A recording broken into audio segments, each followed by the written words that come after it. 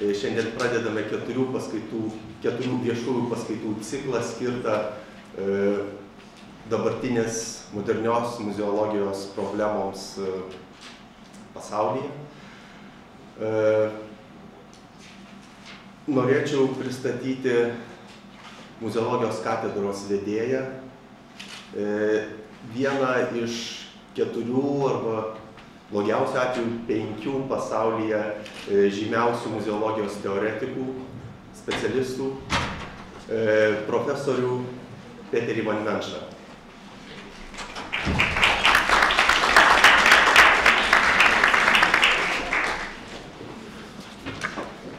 Thank you very much, Audrius. Unfortunately for you, I will speak English. Maybe in half a year I can speak Lithuanian, but probably only when I'm drunk. It's a real pleasure and an honor to be here and share with you some of my ideas on museology, and in particular contemporary thinking, but as you see, it will mainly be on contemporary rhetoric. So what are the issues that are being discussed internationally, and not necessarily in Lithuania, but what are the issues being discussed internationally in the field of museums and museology. There are many reasons why I'm so happy to be here, and one of them may be because a little bit more than 200 years ago, my great-great-great-great-great-grandfather was here too. Unfortunately, he died in Vilnius because he was an involuntary soldier of Napoleon. But he must have been here. I hope he was not one of the hungry soldiers that consumed the anatomy collection. But as you see, there might be some cosmic connection why I'm standing here before you now. I have deliberately chosen to speak about the present-day professional discourse in the field of museums, rather than speaking about new practices in museums themselves. So, I hope if you too look behind the walls of the museums that we visit as a visitor. So, I'm not speaking about museums, I'm speaking about the rhetoric, the discourse. It's not only because I would like to have an excuse not to comment upon the present-day situation in Lithuanian museums, but because it refers to how I feel, how I perceive my role as professor and head of the Department of Museology at this university. It is my lifelong ambition, and I connect this ambition with the ambition of the new Department of Museology here. It's my lifelong ambition to identify and describe ideas and practices, to assemble them, to review them, and to present them in an applicable way. And in the process, also contributing to the international discourse.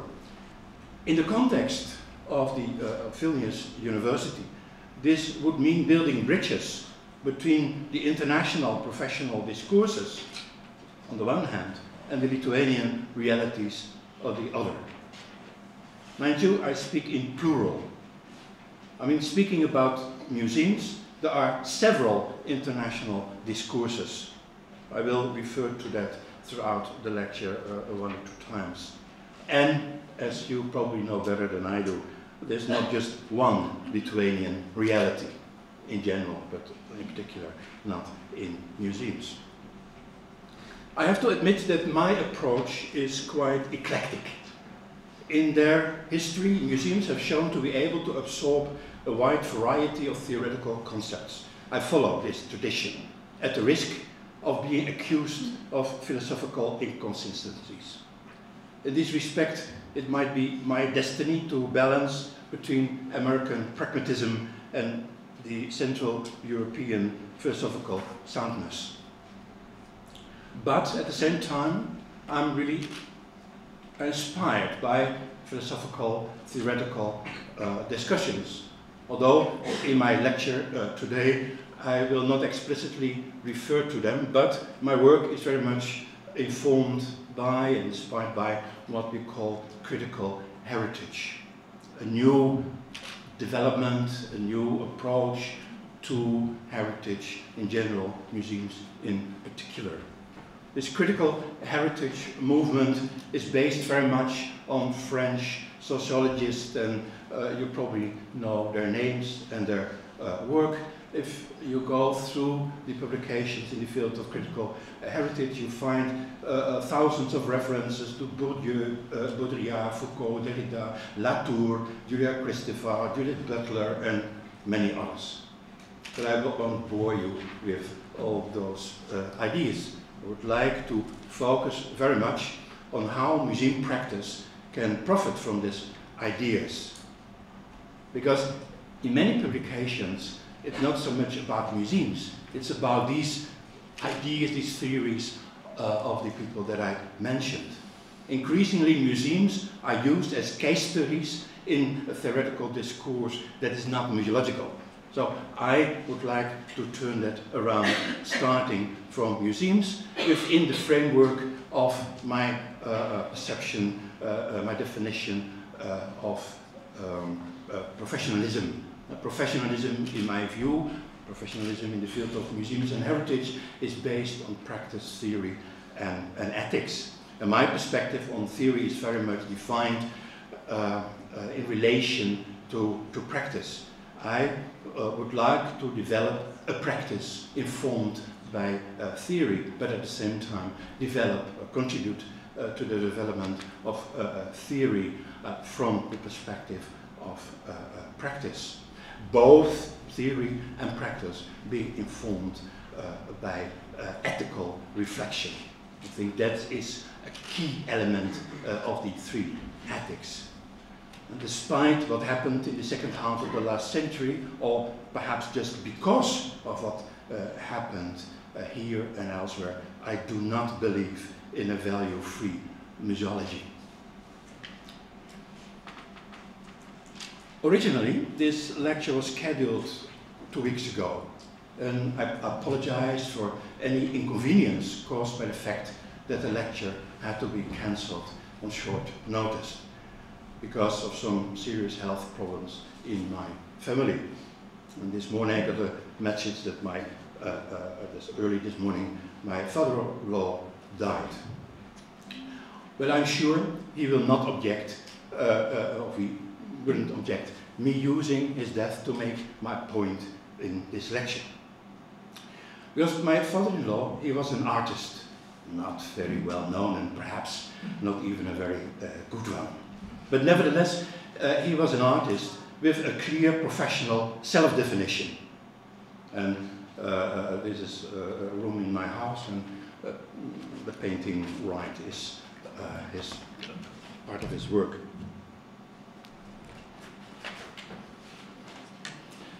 Photograph with me with a microphone. I don't know what these photographs are being used for. So my father-in-law had a very clear identity as being a professional artist. But my point is that after his death, this definition will change, especially since very little of his work has found its way outside a small circle of family and friends. And even though I think my mother-in-law is not inclined to dispose of any of his works, gradually a process of molding will start, and within a couple of years, Herman Meijer, the person I'm speaking of, will be the artist that we, as his children, have constructed. This construction will even be institutionalized, as it is the intention of my wife and her sisters to create a foundation to take care of his legacy. So you see, for me, it's interesting. I always work to make a connection between my professional life and my private life. And for me, this is a form of participant observation, almost a form of experimental museology, because this is exactly what museology, in my opinion, is about. reflecting on what will survive after we die. What is discarded? How is our memory molded? Memory of us as private persons, but also in the context of communities. And who, especially who is in control of the decision-making process? Reflections on these processes are the core of the theory of museology. And the past is what we perceive as the past. This is a construction of the past, and may be very far away from what the past really was. Museums are about how we in the present perceive how in the past people reflected upon the past before them. Museums are not about the other, museums are about ourselves. As Laura Jane Smith, one of the key personalities in the field of critical heritage, says, the discursive construction of heritage is itself part of the cultural and social practices that are heritage. Two concepts are involved in this reflection. The concept of musealization and museality. And my short definition of museology as an academic discipline is this, the scientific study of musealization and museality. Musealization is the process of attributing values, and those values we refer to as museality. The significance of objects, museality. And the process of attributing these values to objects is paper.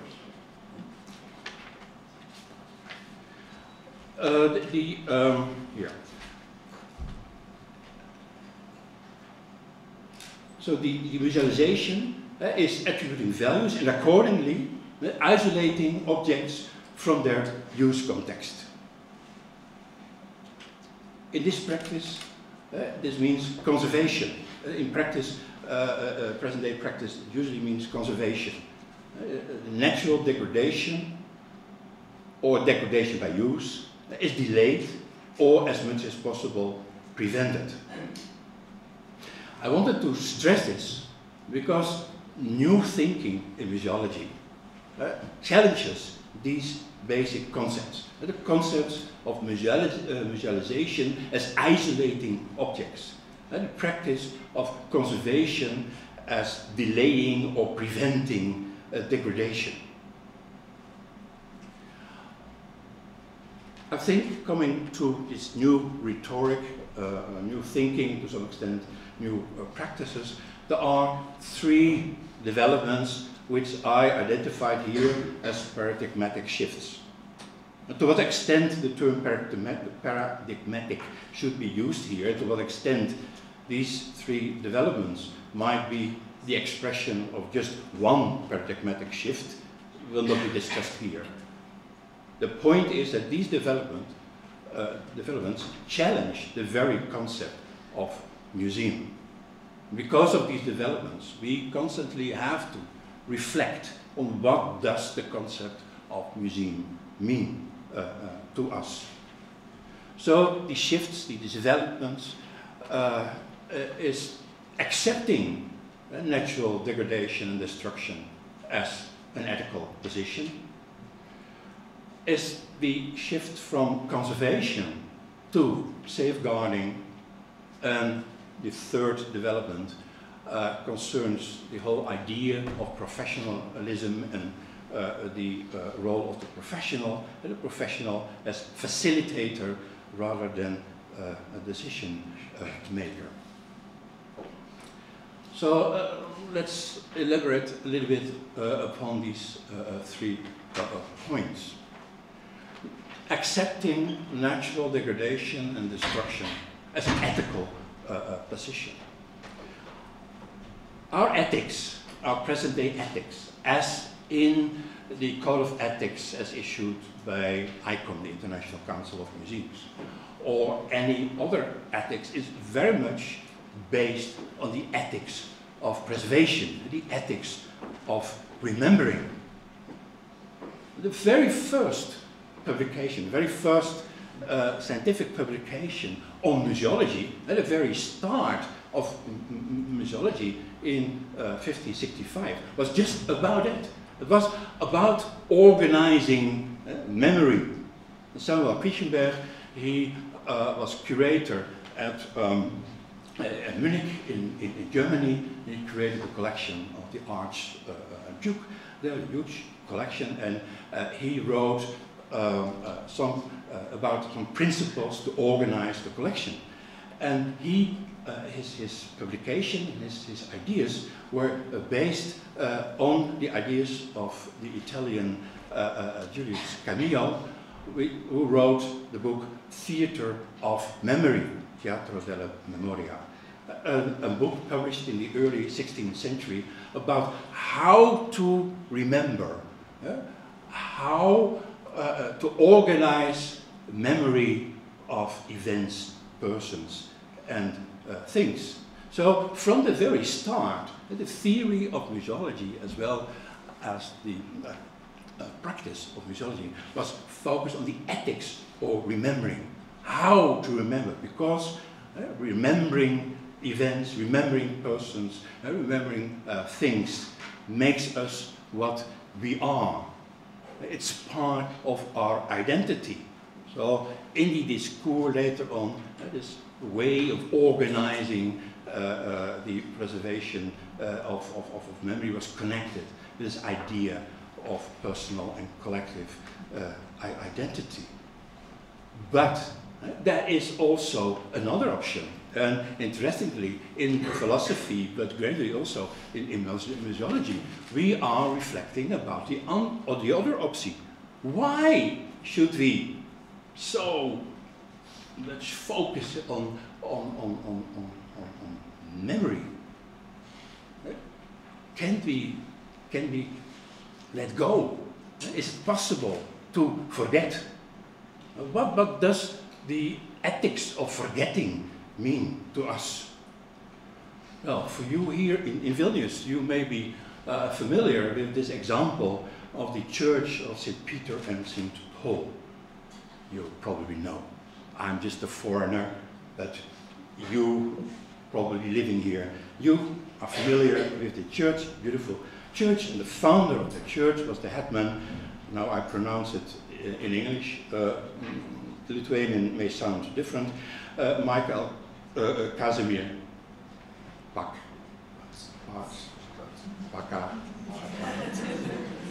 So I'm aware of the sensitivities of the Polish and the Lithuanian version of this name. But you know what I mean. And you know that he was deliberately that he wanted to be buried under the threshold of the church. So his tombstone was threshold.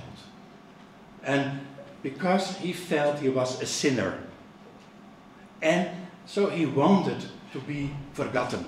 There's all these visitors to the church walking over the tombstone, and in the end, his memory would have faded away. This is the man, and this is the tombstone, because the tombstone is here. So it was not left as where it was intended. So completely against his idea, his memory was being preserved. And the tombstone is even considered as part of heritage. This is interesting. Why? Why does he want to be forgotten? Why do we insist on remembering him? Why can we not accept his intention? Accepting this idea of forgetting is something new.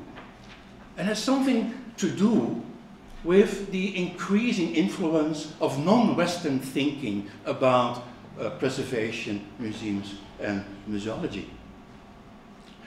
Our Western preoccupation with preservation was increasingly challenged by all sorts of non-Western communities outside Europe, in the United States. The Native Americans have an increasingly important voice in the reflection on what is preservation, what is the role of preservation in society. And one of the many cases that have influenced international thinking on preservation is here the ritual of the Zuni as a Native American community, where preservation is considered to be unethical. Religious objects, they have a life cycle, and they have to be allowed to die and to disintegrate and to become part of nature again. Preservation is unethical. It's against their religion. And we see that increasingly in the international discourse when it comes to human remains. Museums, especially in Western Europe with a colonial past, museums are full of human remains, skulls, skeletons, casts of, in this particular case, of a woman coming from South Africa, from the San community, which was shown in fairs and in museums as a curiosity. As you see here in this cartoon, she was famous, but as a curiosity, and not so much as a human being in the early 19th century. And because she was a curiosity, her body was preserved. A cast was made, and parts of her bodies were being conserved and preserved in the Musée de l'Homme in Paris, and was on show. Until 1976, this cast and parts of her body, such as her genitals, were shown to the audience. And in 1976, the museum decided to put it away in storage. But in 2002, the remains were being returned and being reburied in South Africa. There are many examples. This, for example, is a ceremony in the Netherlands, in the National Museum of Ethnography in Leiden, where they have had some skulls from the Maori, from New Zealand, as you know. And so they decided to return these skulls to the Maori community. And here you see elders from the Maori with rituals accepting these remains, bringing them to New Zealand and have them reburied again. So this idea of not preserving is very strong, especially when it comes to human remains, with an extension also to all sorts of objects, religious objects and other objects. And this idea, this ethics of non-preservation, ethics of non-collection, extends even, as this example shows, to the existing museum holdings. So it's more than just not collecting, but it is also the accessioning, the decision not to preserve certain objects any longer, but to get rid of them, but that is not a very nice expression.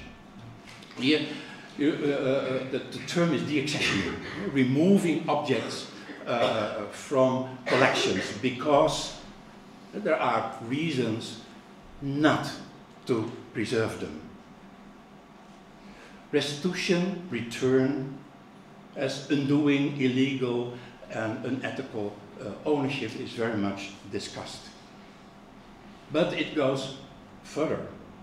And in my part of the world, I'm not so much aware of Lithuania and the surrounding countries.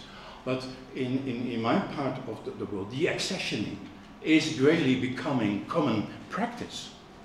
So whereas the focus in the past was on collecting and preservation, now we see a shift of re-evaluating collections of museums. Not only because of restitution and return, but that it may be considered to be ethical to reduce the collection, because many museums have too many objects. And it is impossible to develop a proper standard of care. Not being able to care properly for objects may be defined as being unethical. So ethical may be is reducing this burden of care. There is an argument to say ethical, the accessioning is ethical when the museum is not able to care for the collections. And one step further is to use the accessioning to optimize collections. And so gradually, step by step, a whole idea of museums and collections is being challenged, is changed. This whole notion of dynamic collection is, to some people, heresy. To some colleagues, and especially in Germany, when I speak about the accessioning in Germany, most of the participants of such meetings are becoming very angry, because for them it's impossible, it's unethical to consider the accessioning. You have responsibility for eternity. Whenever you have collected an object, you have a responsibility now and in the future. But in the Netherlands and in the United Kingdom and other countries as well, we have developed another perspective. Of course, you have your responsibility for the preservation of your collection, but maybe your main responsibility is somewhere else. Maybe your main responsibility is in sort of messages that the museum will share with the world, the contribution that as a museum you want to make to development of society, which may mean that you constantly optimize your collection, that you're willing to add to the collection, but also to remove objects from the collection, which would not necessarily mean, and that is of course the line of thought behind this, it would not necessarily mean that you destroy these objects. The accessioning does not necessarily mean destruction. These skulls are being reburied, but in other cases the accessioning is not necessarily destruction. The accessioning may also mean that you hand over objects to other museums where those objects can be perhaps more important than in your own collection. So this goes into the same direction as what is meant by this development here from conservation to safeguarding. Conservation, almost by definition, but of course there are different definitions, but in general, conservation means arresting change. It means preventing decay. It means keeping an object in a sort of fixed state. Safeguarding is a sort of new concept. And again, very much discussed. Conservators, restorers may be very much against these new ideas in which the principle of conservation is being challenged. But behind this is this concept that museums are perhaps guardians of the second best. Maybe, if we look at culture, material culture, intangible culture, maybe a museum is not the best option for preservation. It depends, of course, on the definition, what is best option. But very much influenced by the discourse about intangible heritage. Increasingly, museologists are reflecting upon the role of heritage in society, and maybe looking at the role of objects in society and the possible contribution of heritage to the development of society.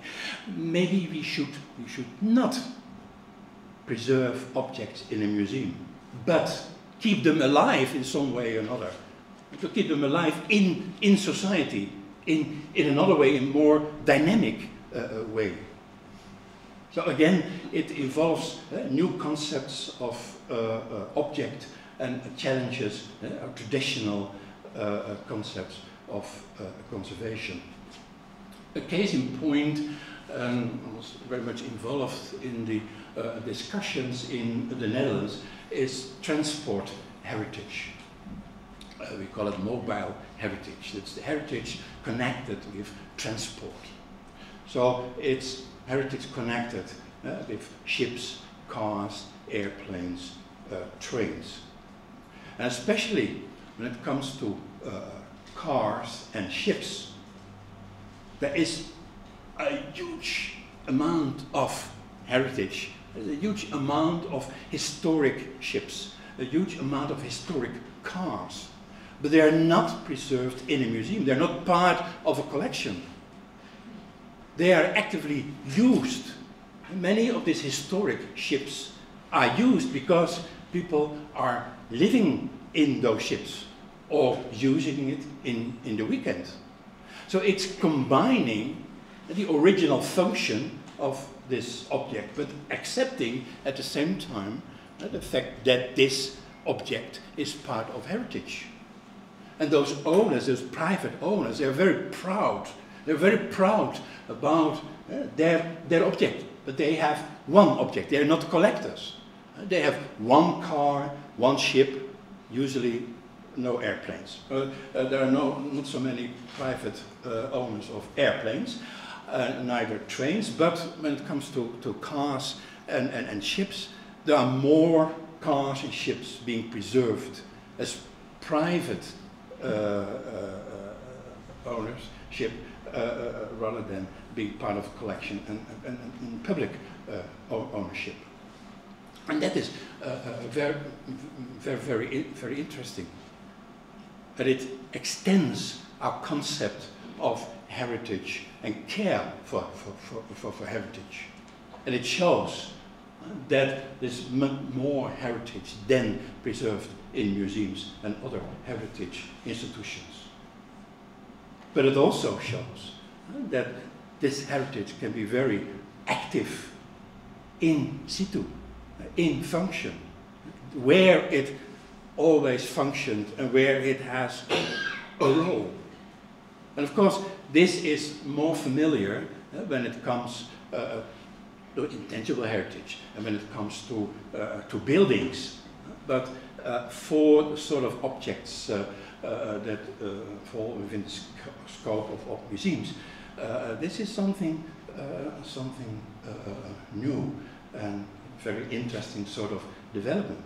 And also inspired or even forced by discussions with, in the United States, with Native American groups, but also in Netherlands and other countries, we see that museums increasingly are inclined to give objects from their collections in loan to the communities of origin. Many objects, religious objects, ceremonial objects from American ethnographical museums are being returned to the communities of origin to be used during certain ceremonies, accepting the risk of damage, accepting that in the process those objects may change. But more important is the preservation of the function, the preservation of the role, the social role of the object, rather than isolating these objects and creating an alienating context for those objects. In the Netherlands, the Jewish Historical Museum in Amsterdam has a policy also to give ceremonial objects back to communities to be used. So it's not the ownership that is given to these communities, not the legal ownership, but the intangible, the intellectual ownership is respected. This connects then with the idea of the role of the professional as facilitator rather than decision making. Behind these other points that I raised is this idea that any sort of any part of heritage has its own community of interest. That may be the source community. The idea of source community is very much used in the discourse and is also reflected in the Icon Code of Ethics. There is a source community. There are people, there is a group of people behind every object.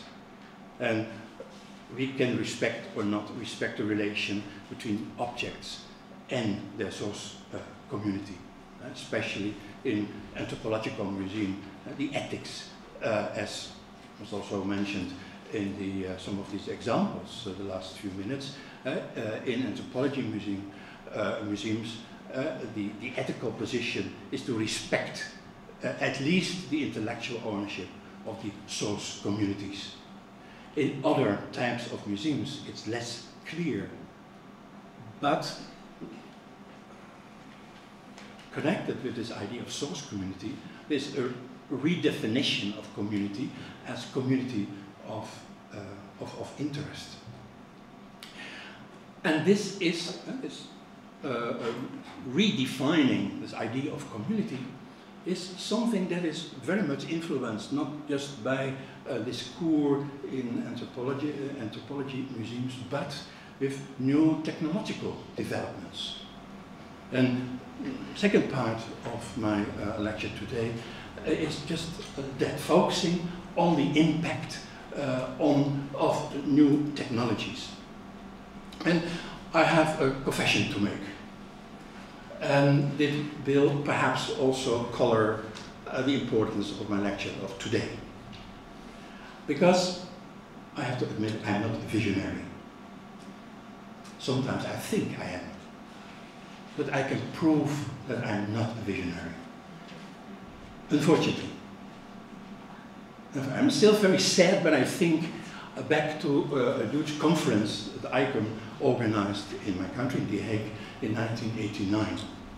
And I was much younger then, so I was less optimistic, less pessimistic, sorry, more optimistic. Less cynical, I want to say. Cynicism comes with age. So I thought that it would be possible to speak about the future of museums. So within the framework of this conference, this ICOM conference, we organized a session on the future of museums. Museology and Futurology. Sounds very good. So we had a nice meeting with many participants from all over the world, and we were discussing the future of museums.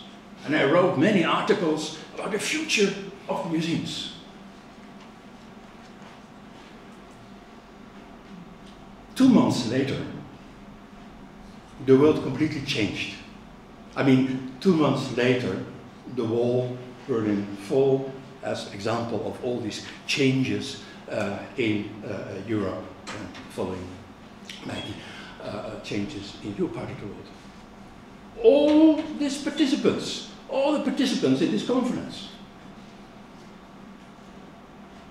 did not know. In hindsight, you could say, wow, of course you could expect what would happen, but nobody was referring to that. Nobody was referring to a future that was almost completely different, at least politically, than the future that we expected. And the worst of all, a disaster. I wrote about the future of museums, but I never mentioned new technologies. I did not mention internet. I didn't know. Naive as I was, I didn't know about internet. And exactly that, exactly this new technology, exactly the internet, within a few years, started completely to change any concept that was important to us. And still I think we do not really understand how much internet and everything that goes with it, social media, augmented reality, well, everything that goes with these new technologies, this internet, is affecting very, very fundamentally all concepts that we treasured and still treasure in museology. The very concept of museum, but also the concept of collecting, the concept of object. But in particular, and that's why I'm mentioning it here at this very moment in my lecture, it challenges very much this notion of community. The relation between museums and communities is fundamentally changed through the introduction of this internet. Not only in practice, I mean also conceptually. Yeah? Conceptually, new definitions of community emerge. A very important thing was this notion of Web 2.0. You may be familiar with that, since I think many of you are from the faculty of communication, so you're all specialists in the field of information and communication, so you're a specialist in this field. Well, I was expecting that you were a specialist, and being all of you being very young, you're very familiar with social media and everything that goes with it. So I do not need to explain. But this whole notion that users add value is one of the most challenging notions in contemporary museology. And well, 2 years ago, maybe most of you were not there, but 2 years ago I had the honor, the privilege of speaking at a conference here in Vilnius. And I elaborated on this point. I do not want to repeat myself, but these notions of the wisdom of the crowd, the notion of crowdsourcing, it connects the new idea of professionalism and the relation between professionals and non-professionals. This whole definition of being a professional is changing. The whole definition of control and authority. The authority of the professional is increasingly be challenged.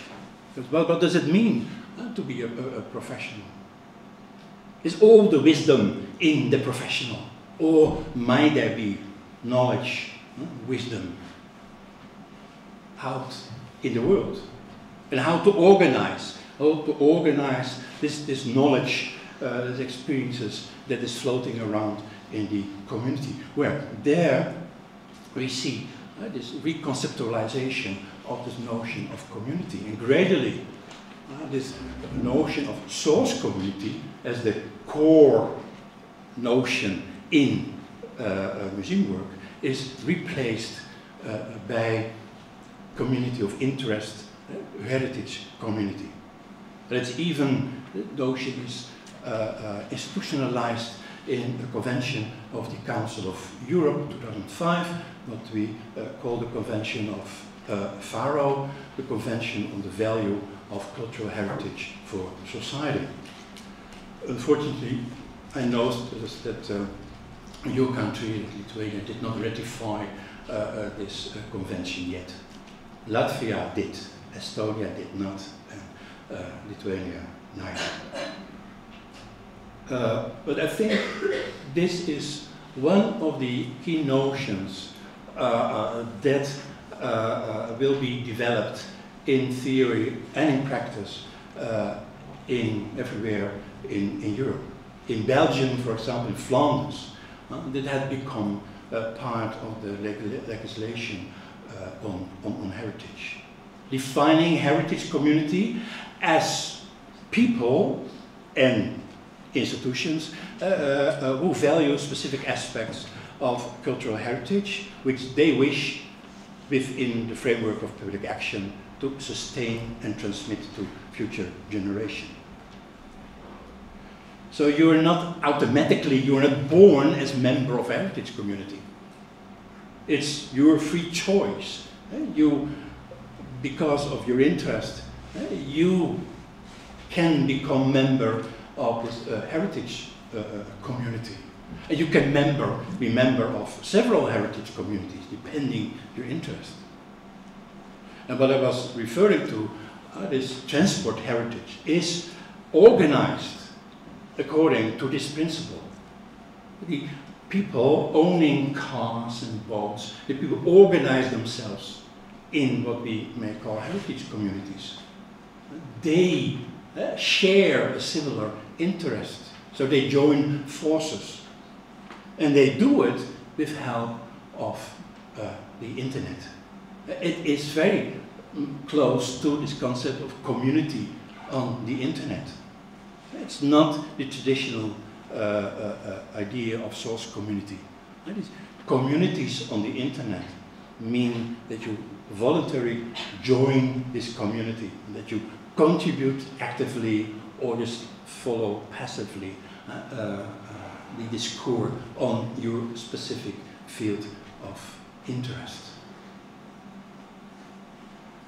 And although I will speak about it in more detail in another lecture, I think we should accept this idea of heritage community as an alternative to a museum. A heritage community is a sort of museum in diaspora, or as a fragmented museum.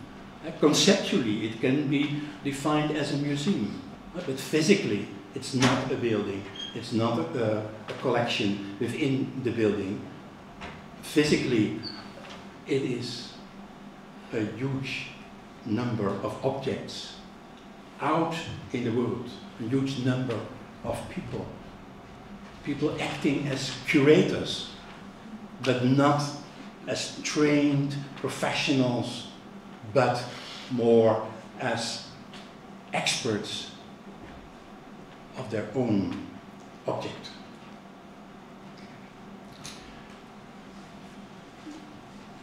I'm not sure whether I can convince you how fundamental these changes are. But in my opinion, every museum professional, every museum, and every museum training program should reflect on this and see what does that mean. What does it mean for our work? What does it mean for my work? I think we have to reflect on that within the Faculty of Communication, within the Department of Museology. We have to reflect on that. What does this mean? What does this mean for students that we train to be future professionals? I'm not saying that in the future there is no need of professionals. On the contrary, the role of the profession may change. And everything has to do with the last point I would like to make in my lecture of today. It is the issue of legitimacy. Well, in the discourse, the focus is shifting from what to why. Why do we want to preserve? Spoken about what to preserve, a decision making processes, who's involved, who's not involved, communities, professionals. Do we want to preserve objects? Maybe some object we do not want to preserve. But behind this is, of course, this question. Why? Why do we preserve? Why do we have collections? Why do we make exhibitions? Why do we have museums? This may seem a very straightforward and simple question, but it isn't. Strangely enough, this is not the basic questions that museums tend to ask themselves. Last week I was at a conference in Switzerland, in Basel. And in this conference it was about new ideas on developing archaeological museum. I will not mention the name of the museum. But we raised this question, the question of legitimacy. Legitimacy, to help you, is the value whereby something is recognized and accepted as right and proper. And we asked the museum, we challenged the museum to say, why are you here? What is your contribution to development of society?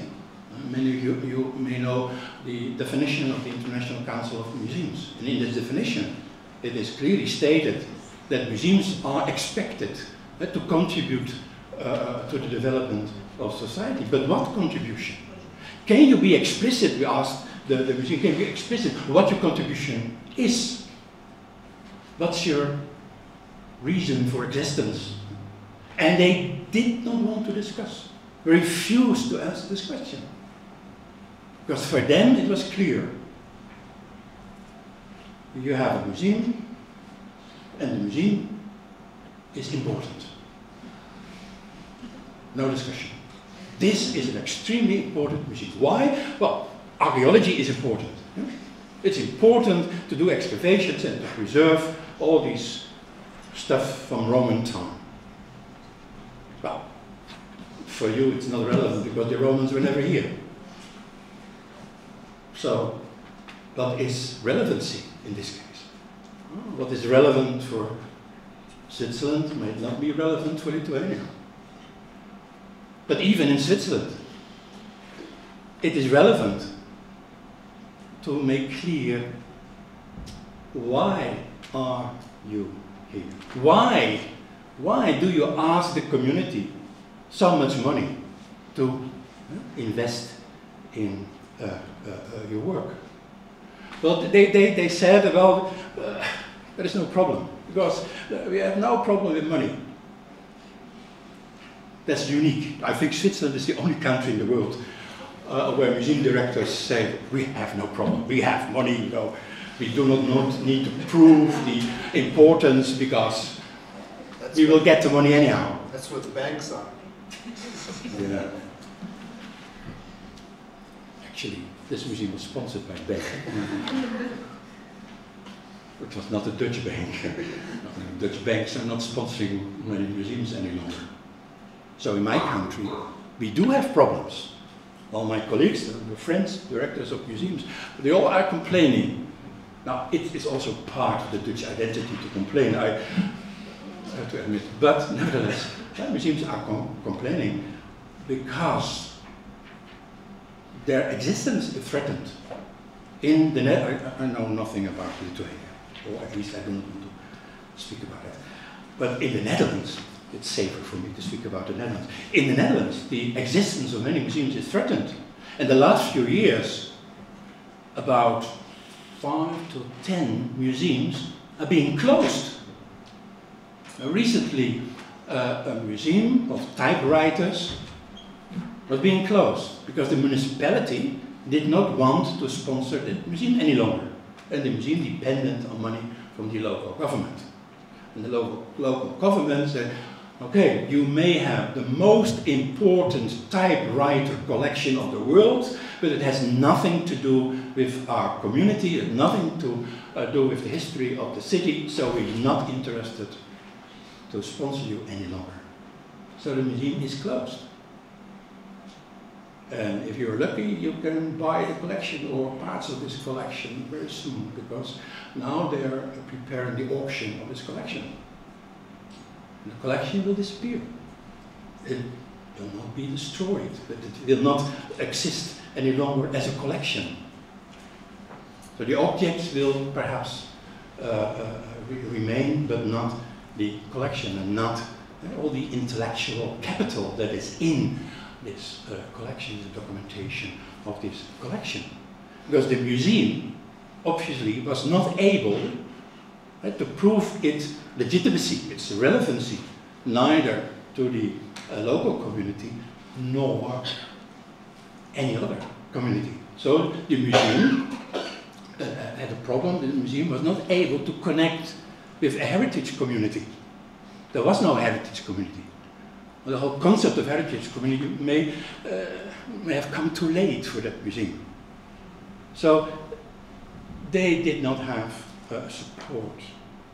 But there are other more important museums in the Netherlands that were closed and had to close as well, as in the United Kingdom. In the United Kingdom, many museums are being closed. So that's why, at least in our part of the world, the most important question is, why are we here? And in England, as well as in the Netherlands, that connects very much this idea of social inclusion. Because part of the argument, part of legitimacy is how you're able to address a diversity of communities in society in terms of access, representation, and participation.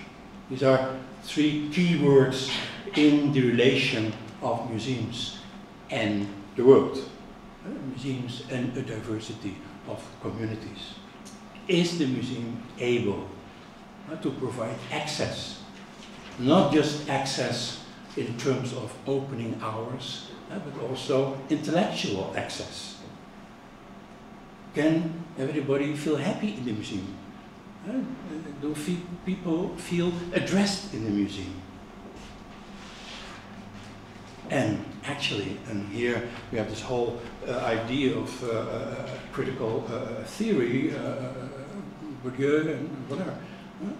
In fact, museums have not a very good tradition in addressing a variety of people. They may say so. They may say that they're very democratic, but in practice, they are not. In practice, they exclude groups of people, because those people may not be able to understand the narrative of the museum.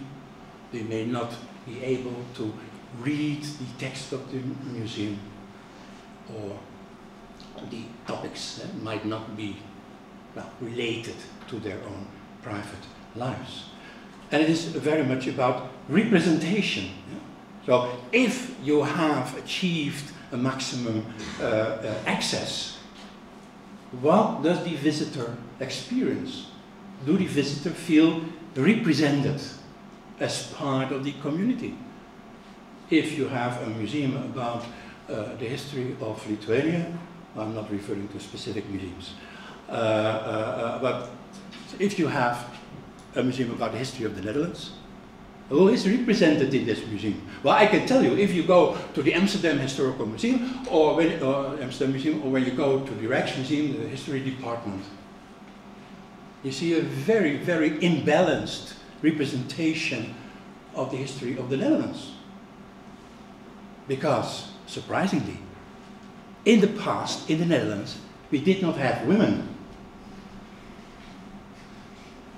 Go to a history museum and count the portraits. How many women? No women. Women are completely irrelevant to history. But I can tell you that because the majority of you are female, so well, you must have observed visiting museums that women are never there unless they're naked. But more, it's a more complex thing. because, well, in museums you usually have men like myself. Yeah? Well, I'm not middle-aged any longer, but that sort of people. Yeah? Intellectual, not poor, neither very rich.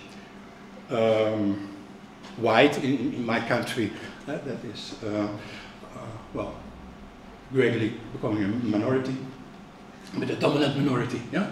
So I'm the standard of the people you see in a museum. So no women, hardly any people with colonial background. Black people you hardly see in a museum. Yeah, in specialized museums, specialized exhibitions, but apart from that, hardly. No Jewish people, well, they have their own museum, so it is not necessary to include Jewish people in the narrative of a national museum. No gay people, no lesbian people, no transgenders, no physically handicapped people, no mentally handicapped people. Why are they not excluded in a museum? Why? They are part of our community. Why should they be excluded? So in the United Kingdom, there is a very, and in my country as well, a very, very strong movement that all groups of people tend to organize themselves and claim their representation. There is a strong organization in the United Kingdom. Now, I have to be correct. GLBT. Some museums are very proud. They have signs. This is sort of GLTB approved. It is the movement of gay, lesbian, bisexual, and transgender. So they organize themselves because they feel that they are part of the society, and they feel that they should be represented in collections and in presentations. But what does that mean in a question that I posed earlier? What does it mean? Well, the ethics of forgetting. My point was that it may be necessary to forget, that we cannot preserve everything. It's clear. I'm so glad that we did not preserve everything from the past. Suppose we had preserved all the paintings that were painted in the 17th century in the Netherlands. Awful. This idea. We have, I think maybe somebody calculated, 6% of the paintings that were painted in the 17th century in the Netherlands are preserved. But still there are a lot. Still perhaps too much. So we may be lucky that not everything from the past is being preserved. But when we make the decision, okay, my point was perhaps we should accept the ethics of forgetting, the ethics of the accessioning. But we have to return the question to the question and say, okay, but we, who decides what we should forget?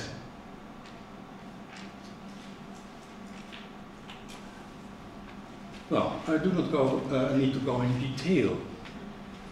Who decides why we should forget about certain things?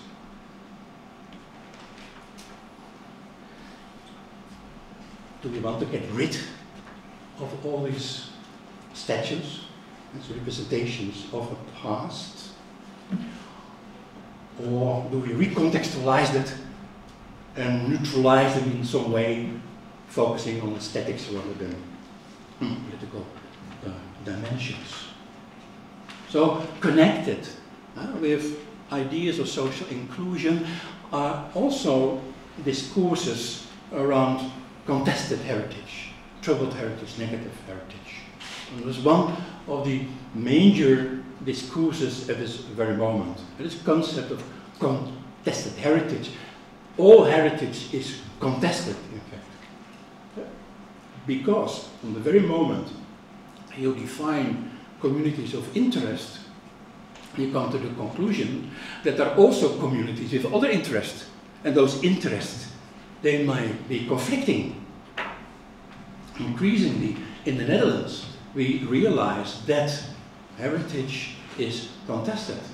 That what is important for one group may not be important or even maybe rejectable for another group.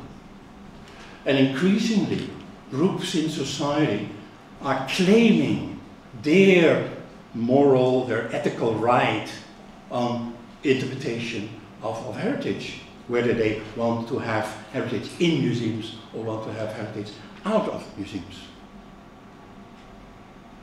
When I started to work in museums, there was no problem with paintings of the 17th century with nude women. There were so many. Nobody took offense. That was art. Yeah? Now, an increasing number of school groups ask museums in advance that in the guided tour you should not pass paintings with nude women, let alone paintings with interesting sexual representations. Because there is a growing number of schools, groups in society with fundamentalist attitudes, and they do not want to see specific art. They have their own definition of what is acceptable. And museums increasingly have to deal with that. And I'm referring to Christian Orthodox groups in the Netherlands, but in particular, a growing number of groups originally coming from Morocco and Turkey, Islamic people. There's a growing number of people with Islamic background in the Netherlands. In Amsterdam, 40% of the children have an Islamic background. And their parents, most of them, do not want these children to be confronted with part of what we consider to be Dutch heritage. And this is a serious problem to deal with. You have your problems, we also have our problems. I could just take our problems as an example of heritage that is contested, that heritage has different perspectives, that you can look at different ways, and that you have to, in fact, to negotiate meaning. Can you accept, in the end, accept that tour groups are not looking at certain objects? Or on a larger scale, how do we feel about all these new art museums in the Gulf states, in Abu Dhabi, so on? What is their collection policy? But this is interesting. This is perhaps not very new, but still in the discourse it is new, and not just the awareness, but also the discussion that heritage, almost by definition, is contested. That there are no objective truth. That truth is something in discussion. And for a long time, most of my past I spent in the field of natural history museums. A long time natural history museums felt that they were not involved in this sort of discourses, but increasingly people are challenging the notion of evolution, and natural history museums are challenged about their ideas about evolution theory. And again, school groups of fundamentalistic Muslim background do not want a guided tour where evolution theory is mentioned. In the United States, it's going even further. In the United States, as you may know, they created a whole network of creationist museums as alternative to the natural history, existing natural history museums.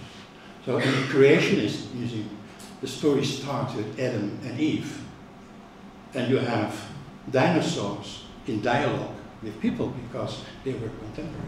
This whole notion of evolution and the scientific explanation of evolution cannot be discussed. So how should we deal with that? Well, there may be some extreme examples, but nevertheless, making clear that we have to rethink our role in society and see what position we take. You cannot avoid the discussion. You cannot go outside of the discussion. You have to involve yourself in the discussion, take a position. And critical museology or critical heritage studies is about that. It's not staying outside, but taking a position. It's not trying to be objective, trying to understand everything, but taking a position. And two important books, a recent book on museum ethics and a book about museums, prejudice and difference. In these books, two options are being developed as key options in contemporary museology. The option, the concept of radical transparency, and the option of social activism. Radical transparency meaning that we should be very clear in what we do, that we should be able to discuss with all our possible audiences, to discuss with them our perspective, our views on the world. Because there is not just one truth. Truth is something that you can negotiate, but you have to be clear what your position is. And a group of authors, especially in the United Kingdom, go one step further. We say not just, well, we should be transparent in what we do. We should be radical transparent. We should explain why we made these choices, what choices we did make, and why. But they say, well, we should be, we should take, as a museum, an activist point of view. And to conclude, this is a text from one of the key authors advocating a social activist role, a former director of the Museum Studies program in Leicester. It is not just one of the many authors, it's one of the key authors in our field, one of the most influential authors in the field of contemporary museology, saying that a growing body of empirical research supports the view that decisions museums make regarding their collections, displays and interpretation have social effects and consequences. So he starts to say, well, museums do have impact. They do influence the social discourse. So be explicit in that.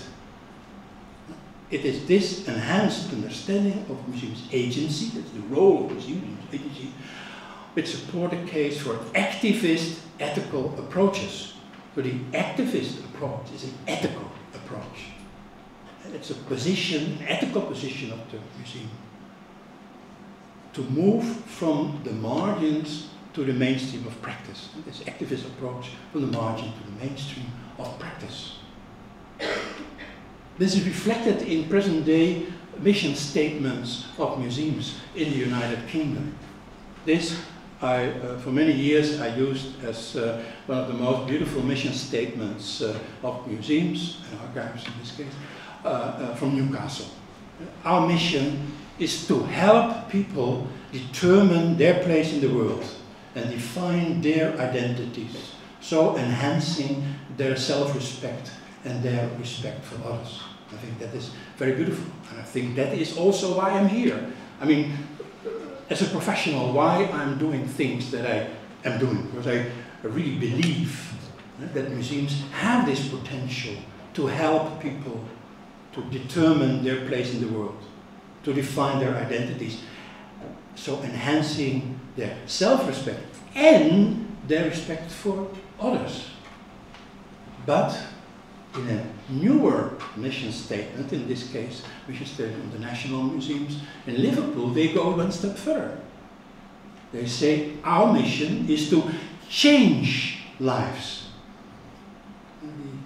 In the other case, it was more open. Here is an activist position. The mission of the museum is to change lives by enabling these visitors and other users from all backgrounds to engage with our world-class museums. But the key word here is to change lives. And on the website of this museum you see their values, and I do not want to read them all, but the point is here that the museum considers itself, that's plural because the National Museums in Liverpool, a lot of museums, that they say, well, we are fundamentally educational in purpose. This is a challenge to other perceptions of what a museum is. This part of the world, Central Europe, a museum is still very much defined as a scientific institution. In the United Kingdom, as in the Netherlands, United States, museums are perceived as being fundamentally educational. And all the other activities follow from that principle. We believe that museums are places for ideas and dialogue. Ideas and dialogue. A museum is prepared to enter into dialogue with a variety of groups in society, without perhaps compromising their own ideals, but nevertheless open for discussion. Because we are a democratic museum service. And we believe in the concept of social justice. That is how the museum perceives itself, as contributing to social justice. Social inclusion is an instrument to achieve social justice.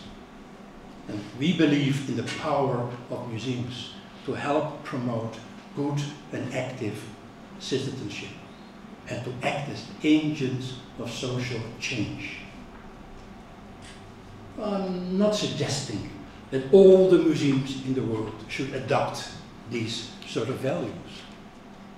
But when we speak about the dominant rhetoric, rhetoric of professionals worldwide at conferences of ICOM and other bodies, if we look at the publications that are quite abundant, hundreds of books are being published, more and more, almost an exponential growth of books on museology and news and museums. The majority of these books I cannot quantify, but the majority of the books are based on the principles that are defined here on this slide.